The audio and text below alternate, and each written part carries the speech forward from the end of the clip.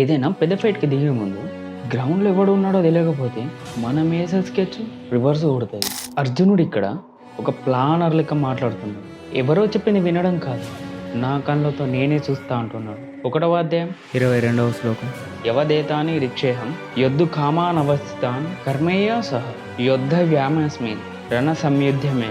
అర్జునుడు అంటున్నాడు, ఈ యుద్ధంలో నేను ఎవరితో పోరాడాను, నాతో తలపడ్డానికి సిద్ధంగా ఉన్న వీరులు ఎవరు అని అర్జునుడు అడుగుతున్నాడు.